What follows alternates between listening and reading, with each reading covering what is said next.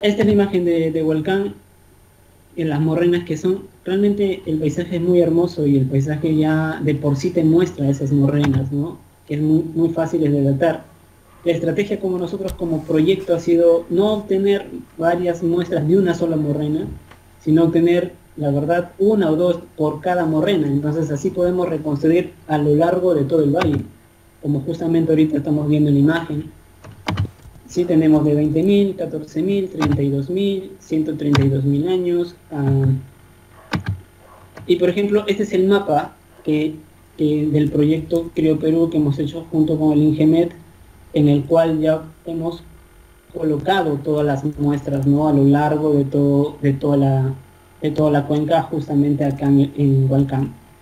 Que obviamente esta data está colgada en la página del INGEMET, puede ser obtenida por cualquiera que obviamente lo requiere y lo necesita. Y justamente eso se vendría a ser el primer paso, ¿no? El primer paso A. Ya sabemos, uno, cómo delimitar o qué zonas no deberíamos delimitar y cuándo han ocurrido estos eventos, para justamente ir al paso B, es la delimitación de las masas glaciares actuales y paleoglaciares.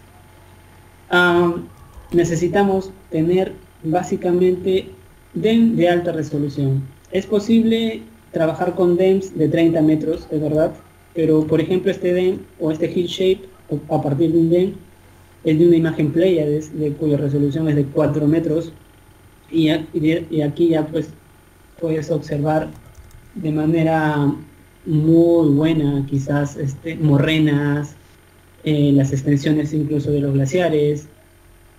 Es imprescindible, creo yo, bajo mi experticia quizás, tener o contar con un buen DEM, por lo menos de 15 metros.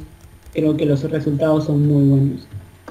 Ahora, esta también es una imagen Pleiades, es la imagen Pleiades en realidad de 4 metros, y lo cual nos permite obtener muy buenos detalles. Sobre los glaciares actuales se delimitan justamente sobre esta imagen. Yo tengo la imagen Pleiades, como tengo gran resolución, empiezo a cartografiar. Ahora, ¿por qué nosotros dividimos en aparatos, como se pueden ver en la imagen, ¿no? Un aparato, dos aparatos, otro, cada uno son los glaciares. Nosotros lo dividimos obviamente por el dinamismo. Este glaciar central, que se llama el Artesón Rajo, nace de un circo glaciar tan inmenso en la zona alta, ¿no? Que obviamente tiene su propio dinamismo, su propia acumulación, y obviamente bajo condiciones buenas se ha expandido y avanzado. Lo mismo ocurre con el glaciar a su mano izquierda. Lo dividimos en otro aparato justamente porque presenta su propio circo, presenta su propio dinamismo y su propio avance. Creo que para que yo pueda seguir continuando ese circo, cada glaciar presenta un dinamismo justamente porque nace de un circo, nace de su propia cuenquita o su propio circo glaciar, ¿no? Es por eso que nosotros dividimos en cada aparato toda la masa glaciar de toda la cuenca, justamente como se puede ver en esta imagen, ¿no? Todos los glaciares que son alrededor, por ejemplo, esta es la cuenca Yuyán o la cuenca Parón, cerca de 40 y tantos glaciares solamente en esa cuenca.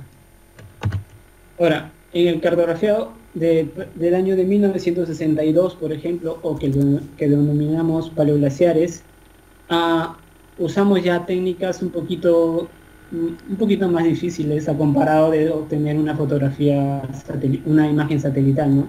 Lo que hacemos es georreferenciar fotografías aéreas por cada zona de estudio. Por ejemplo, en la imagen, como pueden ver, es una fotografía aérea en la cual tomamos una cantidad de puntos que sean visibles y que hayan sido y que no se hayan movido, por así decirlo, y que desde el 62 se mantengan en el mismo sitio. En este caso son morrenas, rocas, bloques, incluso hasta crestas, ríos, Usualmente por cada foto nosotros tomamos cerca de entre 250 a 300 puntos por cada fotografía aérea. Y usualmente utilizamos para una cuenca, por ejemplo, entre 8 y 10 fotografías aéreas para tener precisión. Porque obviamente una sola fotografía aérea, como son transectos, no van a abarcar, ¿no? Entonces, esa es la finalidad de las fotografías aéreas. En este caso, para los glaciares del 62. El interés aquí es cartografiar las zonas bajas, porque las zonas altas de la cabecera de los glaciares obviamente no han cambiado en un lapso de 50 años. Son muy elevadas, hasta por encima de los 6.000 metros, y tanto los glaciares actuales como la del 62 comparten, y también de la pequeña edad de hielo comparten la misma zonas altas, las cabeceras. En este caso, por ejemplo, está superpuesta la fotografía aérea, ¿sí? Y en la zona alta aún se sigue preservando lo que es la delimitación glaciar actual. Y acá ya tenemos una imagen de superposición entre los glaciares del 62, por ejemplo, con los glaciares actuales, ¿no? Y del mismo modo ocurre, ya sabiendo cuándo ha sido la máxima extensión, cuál ha sido la morrena más próxima, ya datada, por ejemplo, podemos empezar a cartografiar los glaciares o los paleoglaciares de la pequeña edad de hielo. Teniendo en cuenta, obviamente, el mapa geomorfológico, podemos justamente ya delimitar. Nosotros tenemos una regla y consideramos que, por ejemplo, los glaciares que ahora en la actualidad están cubiertos, en el pasado, en la pequeña edad de hielo, no era así la situación. Esos glaciares cubiertos han podido ser justamente por eso, ¿no? Erosión, tema de transporte, caída de bloques sobre el hielo, y en la actualidad, por ejemplo, no cartografiamos esos glaciares cubiertos porque justamente también presenta un dinamismo muy diferente a los glaciares descubiertos. Los glaciares cubiertos se mantienen incluso y presentan un ratio de deglaciación muchísimo menor que el ratio de deglaciación, por ejemplo, de los glaciares descubiertos. Entonces, nosotros como regla tenemos justamente eso, ¿no? Diferenciar glaciares descubiertos con glaciares cubiertos, que en la pequeña edad de hielo sí los hemos considerado que seguían siendo descubiertos. Por ejemplo, este es el caso ya completo de la cuenca Paro, o como aparece en las cartografías de las cartas nacionales, Yuyán. Esta es la cuenca, el Nevado Volcán, que nosotros en este caso no solamente le hemos hecho de la pequeña edad de hielo, sino hemos ido hasta un poquito más allá porque justamente tenemos dataciones de esa zona y hemos ido, ¿no?, hasta la LGM 32.000 años atrás. Este es el complejo Coropuna, el cual lo hemos dividido por casquetes debido a los estratovolcanes que presenta, y como es un complejo, en realidad, por así decirlo, los glaciares se chorrean por distintos lugares, ¿no?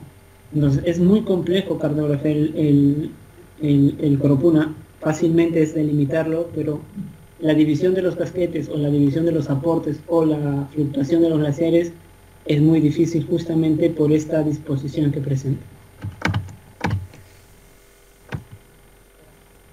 Es para nosotros muy importante conocer el balance ratio, el balance, justamente esa relación, ya entrando al segundo punto, ¿no?, entrando al balance de masa. Nosotros es importante conocer ese balance ratio, porque este balance ratio lo que nos indica es la relación entre una zona donde la nieve que cae se mantiene, que se le llama zona de acumulación, y donde cae la nieve y se fusiona y se convierte en líquido.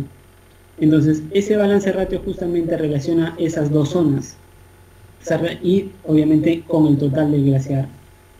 Este modelamiento del balance de masa lo hemos realizado junto con investigadores de la Universidad de Aberdeen. Hemos obtenido datos, nos han proporcionado datos las autoridades de ANA, balances de masa utilizando balizas desde el año 2003 al 2014, a través de balizas, que obviamente estas balizas se encuentran mayoritariamente se encuentran en las zonas de ablación, y hay algunas que no son muchas en realidad en zonas de acumulación. Ahora, les voy a explicar el proceso, cómo hemos hecho el modelamiento del balance de masa para poder obtener justamente este balance ratio. Si estoy tomando como ejemplo en esta captura de pantalla, por ejemplo, en el año 2006.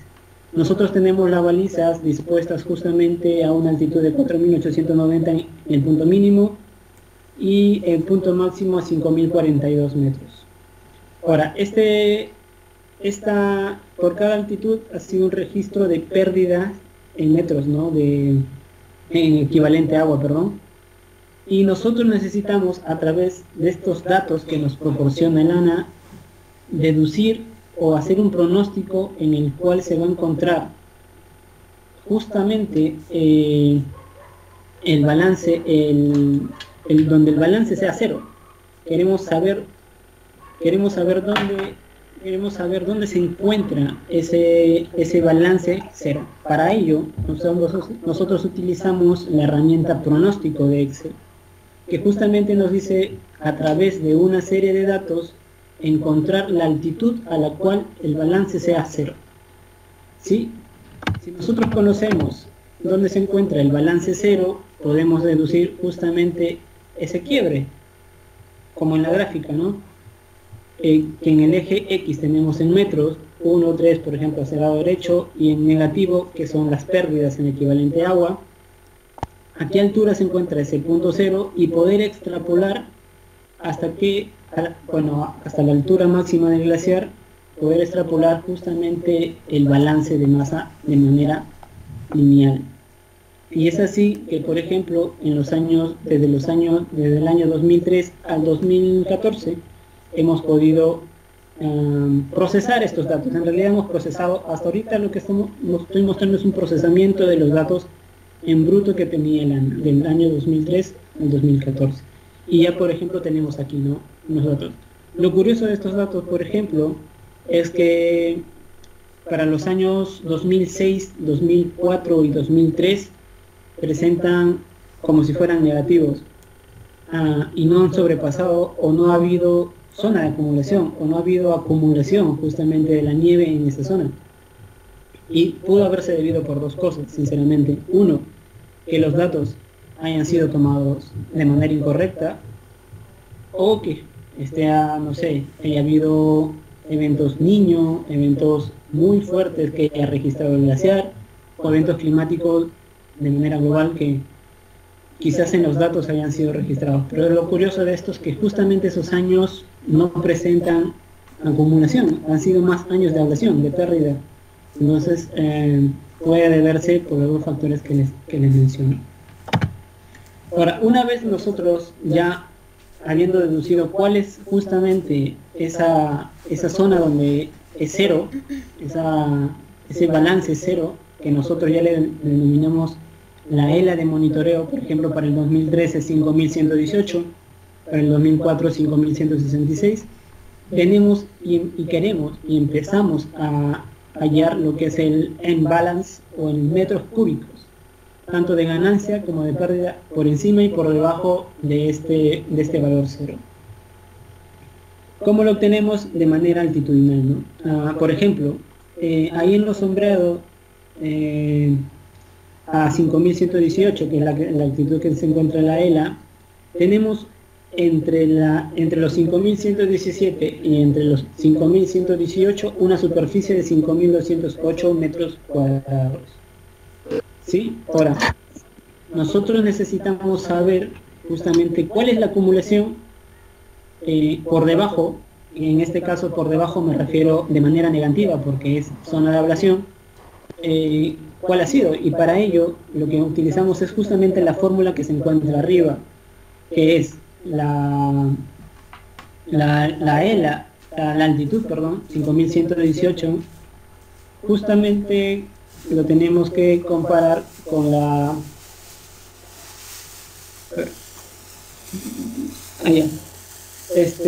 tenemos que ver la acumulación que se da de nieve por área de superficie. Entonces, metro altitudinal de 5208, tenemos que dividirlo entre el ajuste lineal que hemos hecho de los datos reales que tenemos. Que por ejemplo, para el año 2003, al modelar, darle ese ajuste lineal a los puntos de las balizas, obtuvimos que era de 22.126. Entonces, de esa manera obtenemos el valor de acumulación o M-balance, de acumulación de nieve o pérdida de nieve por metro cuadrado. Ahora, si nosotros multiplicamos la superficie por la pérdida o ganancia de nieve, obtenemos justamente un balance por metro cúbico, que es lo que a nosotros nos interesa, justamente el equivalente agua, ¿no? Tanto de manera positiva como de manera negativa. Ahora, esto lo hacemos para todos los años que tenemos datos, para obtener justamente estos dos grafiquitos. Para el año 2003 ya conocíamos la ELA, que era por ejemplo 5118, y que el balance total desde el punto más bajo hasta la cumbre, extrapolando todo y calculando el volumen en equivalente agua, suma por ejemplo un total, ha habido una pérdida, ¿no?, de menos 3.47 metros cúbicos en todo el glaciar. Pero también ha habido años positivos, que ha sido el resto, y que justamente coinciden, por ejemplo, con los años 2006, 2004 y 2003, los años negativos. Pero nosotros, al hacer justamente, por así decirlo, obtener una ELA modelada de todos estos datos de estos 14 años, obtener una ELA modelada, tenemos que justamente hacer un eje Y de la ELAS y un eje X del volumen, ¿no?, de las pérdidas. Y de esta manera, haciendo una correlación tanto potencial como lineal, la que mayor se ajustaba era la lineal, y obteníamos, por ejemplo, una ELA de monitoreo que era de 5.009 metros. Esa fue la ELA. O sea, es una manera muy sencilla de modelar el balance de masa, obtener los balances de masa por cada año a través de las ELAs de monitoreo, y así poder obtener una ELA representativa de, por ejemplo, 14 años, ¿no? Y obteníamos esta ELA justamente. ¿Con qué finalidad o para qué nos sirve obtener una ELA de monitoreo? Justamente para el cálculo del balance ratio. A todos los años, de 2003, 2004 hasta el año 2014, trazábamos justamente lo que ustedes pueden ver en color rojo, la ELA de monitoreo. Hacíamos una suma, simplemente lo que se encuentra por debajo de esa línea roja o de esos números rojos es la zona de ablación, y lo que se encuentra hacia abajo, gráficamente ahorita hablando, es la zona de acumulación. ¿Justamente para qué? Para obtener el balance ratio. ¿Cómo se da esa relación entre la zona de ablación con la zona de acumulación? Y nos indicaba que justamente esta gráfica, este modelado nos decía que el valor del balance ratio era de 2.16. ¿Eso qué quiere decir? Que la zona de ablación es mayor que la zona de acumulación. Entonces, ¿eso qué quiere decir? Que obviamente se ha reducido lo que es el área de acumulación por factores climáticos, por factores dinámicos, quizás de glaciar, no sé, obviamente hay muchos factores, pero a través de un valor, o representándolo a través de un valor, esto es lo que nos dice el balance ratio, que la zona de ablación es mayor que la zona de acumulación.